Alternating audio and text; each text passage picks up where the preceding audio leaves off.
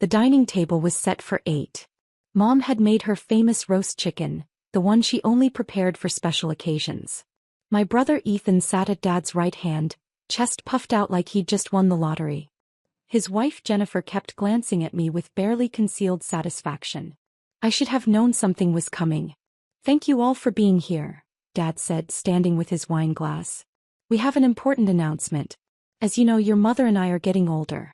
We need to think about the future." Aunt Margaret nodded from across the table. Uncle Paul set down his fork. "We've decided to transfer the house to Ethan," Dad continued. "He's established, he has a family, he needs the space. It's time." Ethan grinned. "Thanks, Dad. We really appreciate it. The kids will love having a yard this big." "Now Vanessa," Dad turned to me, "you've been living in the guest house for 3 years. That's been fine, but with this transition you'll need to find your own place. We're giving you until Sunday. That's 5 days. Plenty of time." I took a sip of wine. "Sunday. Don't make this difficult," Mom added. "You're 32. You should have your own place by now anyway. We've been very generous letting you stay here." "Very generous," I agreed. Jennifer leaned forward. "We're planning to renovate the guest house into a playroom for the kids. We've already contacted contractors." "How efficient," I said. Dad frowned at my calm tone. "I expected more resistance from you." "Why would I resist?" "Because you've been living here rent-free for 3 years," Ethan said. "Most people would be upset about being kicked out." "Kicked out of where exactly?" I asked. "The guest house," Dad said impatiently. "We just explained this." "Right. The guest house." I pulled out my phone. "The 1,200 square foot guest house with 2 bedrooms, 2 baths, full kitchen and separate entrance." "Yes, that one," Mom said. "You need to pack your things." "Interesting." I scrolled through my phone. "And you're giving this house to Ethan?" "The main house." "That's what we just said," Ethan snapped. "Are you drunk? You're acting weird."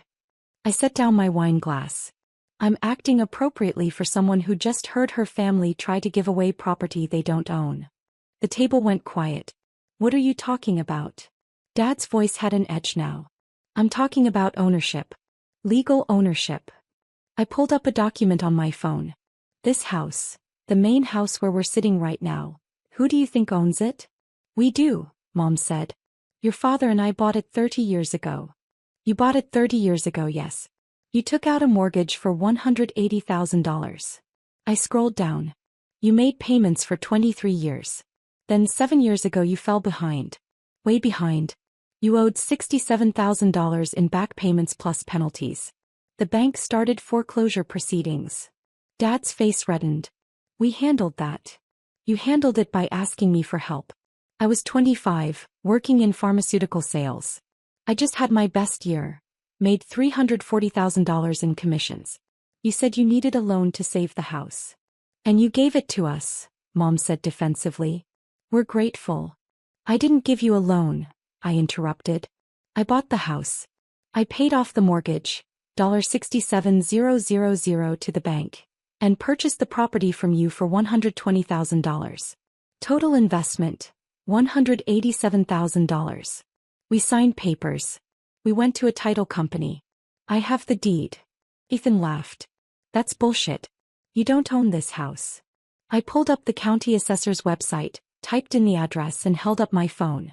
"Owner of record, Vanessa Morrison. Purchase date, 7 years ago. Property taxes, paid by Vanessa Morrison annually." Uncle Paul grabbed my phone, staring at the screen. His eyebrows shot up. "Holy shit. Let me see that," Dad demanded. I handed him the phone. He scrolled through the county records, his face cycling through confusion, shock and then rage. "This is a mistake," he said. "Some clerical error." "It's not an error. I have the original deed at my attorney's office. I have the title insurance. I have every tax payment for 7 years. I own this house, Dad."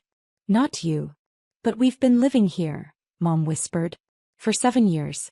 You let us think. I let you live here because you're my parents. I charged you $500 a month in rent, way below market rate, and I never made a big deal about it because I didn't want to embarrass you." "Rent." Mom's voice rose. "You've been charging us rent to live in our own house?" Pie house, I corrected. And yes, $500 a month for a 4-bedroom house is incredibly cheap. Market rate would be $3,500. Jennifer was scrolling furiously on her phone. The assessor's website says the current value is $680,000. Closer to $720,000 based on recent comparables, I said. I've been monitoring it. Ethan stood up abruptly. This is insane. You can't own the house. You work in medical sales. Pharmaceutical sales. Medical devices specifically. I'm a regional director now. Last year I made $480,000. I took another sip of wine. The guest house you want to turn into a playroom? I bought that separately 3 years ago from the neighbors. Cost me $215,000. It wasn't part of this property originally, it was on the adjacent lot. I purchased it, had the lot lines redrawn and combined the properties. Aunt Margaret was shaking her head slowly. You've owned both properties this whole time? Yes. The main house for 7 years, the guest house for 3. Why didn't you tell us? Dad demanded. I did tell you. When I bought the main house, I explained everything. You signed the papers. You just chose not to remember because it was easier to think of this as your house, that I was visiting rather than my house, that you were renting.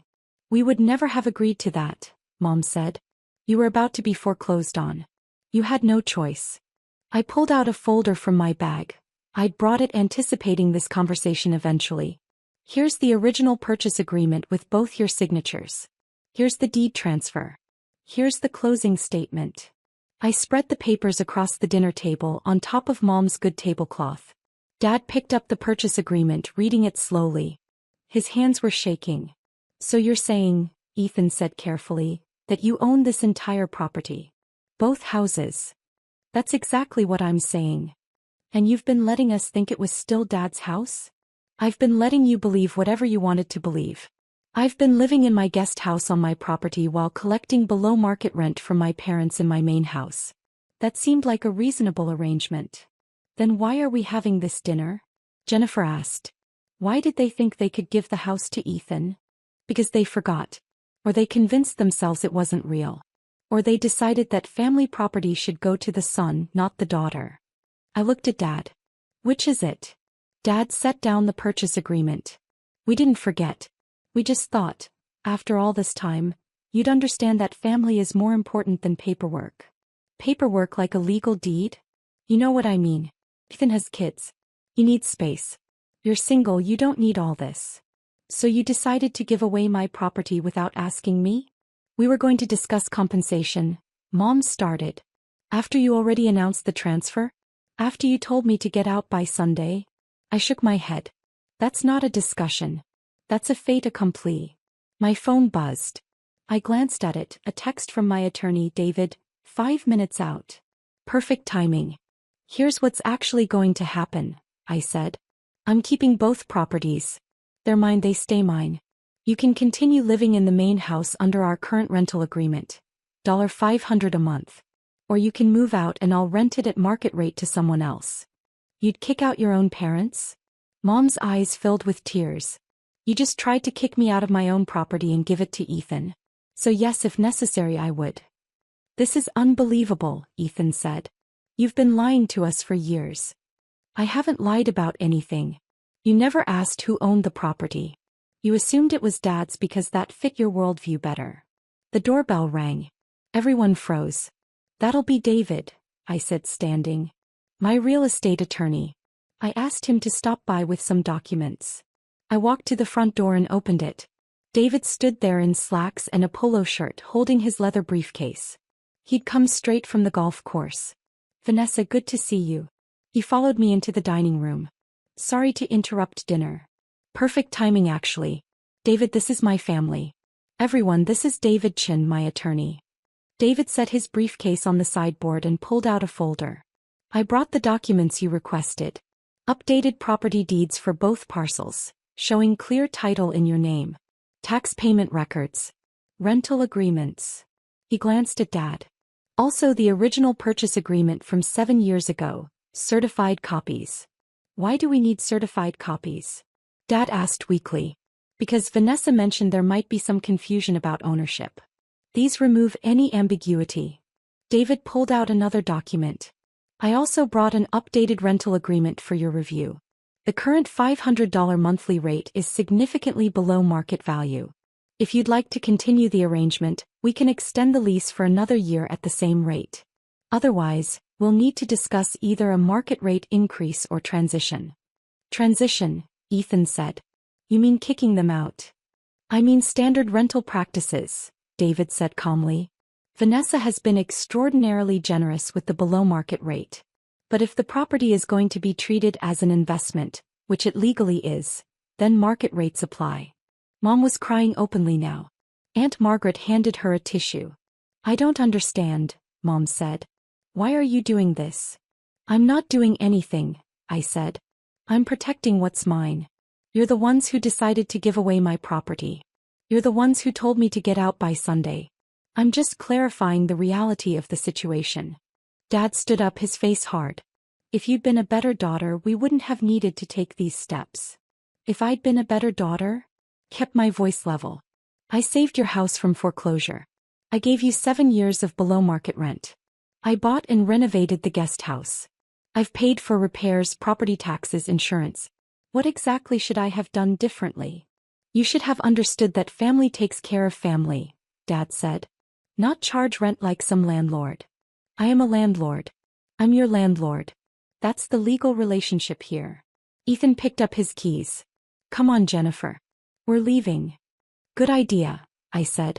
Since you were planning to renovate my guest house without my permission, I should probably change the locks. Ethan stopped at the door. You're going to regret this. I doubt it. After they left, the remaining family members sat in uncomfortable silence. Uncle Paul cleared his throat. For what it's worth, Vanessa, I think you're handling this correctly. They overstepped. Thank you, Uncle Paul. Aunt Margaret nodded.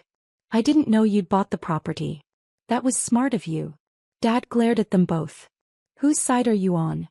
The side of legal ownership, Uncle Paul said. Which is Vanessa's side. David closed his briefcase. Vanessa, I'll leave these documents with you. Call me if you need anything else. He nodded to the room. Enjoy the rest of your dinner. After he left, I sat back down at the table. My wine glass was still half full. Mom's roast chicken was getting cold. So, I said, do you want to sign the lease extension or should I start looking for new tenants? They signed the lease extension. They had no choice. Moving would cost thousands and they'd been counting on Ethan taking over the property, not having to find somewhere else. Ethan didn't speak to me for 2 months. Then his lease came up for renewal on his apartment and he realized he couldn't afford to buy in the current market. He called asking if maybe we could work something out regarding the main house. You mean the house you were going to get for free? I asked. I didn't know it was yours, he said. Dad told me it was his to give. And you never thought to verify that? Silence. The house isn't available, I said. Mom and Dad are living there under lease. When they eventually move out, if they move out, I'll decide what to do with it then. So you're punishing me? No, I'm making business decisions about my property. There's a difference. He hung up. 3 months after the dinner, Mom called. We've been thinking. Maybe we should buy the house from you. Pay you back. It's not for sale. But if it was. It's not. And even if it was, the price would be market rate. $720,000. Can you afford that? She couldn't. 6 months later, Dad had a health scare. Nothing serious but enough to remind everyone of mortality. He called me from the hospital. I've been thinking about the house situation, he said. And maybe you were right. Maybe I didn't remember the details correctly. You remembered fine. You just didn't like the details. Will you forgive me? I considered that. I'll continue renting to you at $500 a month. I'll continue covering major repairs. I'll continue treating you like family who happens to rent from me. But I won't pretend that you didn't try to give away my property. I won't pretend the dinner never happened. That's fair, he said quietly. It wasn't forgiveness, not really. But it was acknowledgement. And sometimes that's enough. A year after the dinner, I sold the guest house, the one Jennifer wanted to turn into a playroom. Sold it for $340,000 to a young couple with a baby. Used the profit to buy a condo downtown closer to my office. Mom asked why I was moving. Because I'm tired of living on the same property where my family tried to steal from me, I said simply. She didn't have a response to that. I still own the main house. Mom and Dad still live there, still pay $500 a month. We have dinner occasionally, polite and distant. Ethan bought a townhouse last year, stretching himself financially to do it. He mentioned at Christmas that he wished he'd handled things differently. You wished you'd verified ownership before assuming you were getting a free house? I asked. Something like that. The real estate lawyer hadn't just walked in with documents that night. He'd walked in with reality. With proof that assumptions aren't ownership. That announcements aren't transfers. That family isn't an excuse to take what isn't yours. Dad had said, get out by Sunday. But you can't evict an owner from their own property. The deed arrived, was already there, had been there for 7 years. And their faces turned pale when they realized the truth. The house they tried to give away had never been theirs to give.